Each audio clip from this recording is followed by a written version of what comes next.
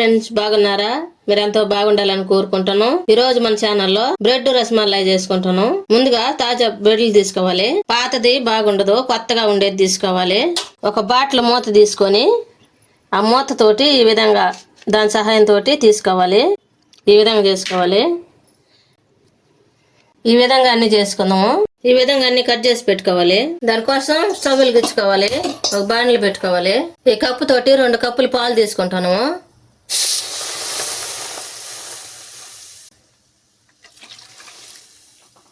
రెండు కప్పులు తీసుకున్నాము ప్యాకెట్ పాలు.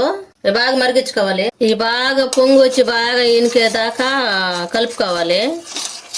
మొత్తం కలుపుకుంటా ఉండాలి. ఈ విధంగా పొంగు వచ్చేటప్పుడు మనం కలుపుకుంటా ఉండాలి. ఇట్లా కలుపుకుంటా ఉండాలి. ఈ విధంగా మేగడు వచ్చేటప్పుడు మేగడ పక్కన కనుకుంటా కలుపుకోవాలి. పాలు బాగా ఎనికిన తర్వాత కొంచెం ఫుడ్ కలర్ వేసుకోవాలి. ఇప్పుడు మొత్తం కలుపుకోవాలి. ఫుడ్ కలర్ వేసుకున్నాం కదా, బాగా కలుపుకున్న తర్వాత ఆలుకాయల పొడి వేసుకోవాలి. తర్వాత జీడిపప్పు కొంచెం సన్నంగా కట్ చేసుకుని వేసుకోవాలి. తర్వాత తగినంత చక్కెర వేసుకోవాలి. మనకి స్వీట్కి సరిపోయినంత చక్కెర వేసుకోవాలి.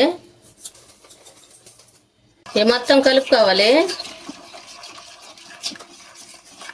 పాలు మరుగుతా ఉన్నాయి కదా, దానికోసం మనం బ్రెడ్ నీళ్ళలో తడుపుకోవాలి. తడుపుకొని త్వరగా ఇట్టు పిండి వేసుకోవాలి.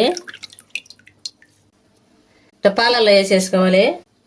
మనం స్టవ్ ఆపేసుకొని వేసుకోవాలి. ఈ విధంగా అన్ని మునిగేటట్టుగా కలుపుకోవాలి. నాంతి దాంట్లో వేసినామంటే పాలలో వేసినామంటే మనం గింటి పెట్టామంటే అన్ని చిదిరిపోతాయి. ఈ విధంగా చిదిరిపోకుండా మనం ఎట్ట అనుకుంటే పాలలో మునగతాయి బాగా. ఎంత టేస్టీగా ఉండే బ్రెడ్ రసమలై రెడీ అయింది. మీరు కూడా మీ ఇంట్లో చేసుకుని ఎలా ఉందో మా కామెంట్లో పెట్టండి. లైక్, షేర్ చేయండి, సబ్స్క్రైబ్ చేసుకోండి, పక్కనున్న బెల్ నొక్కండి. Thank for watching.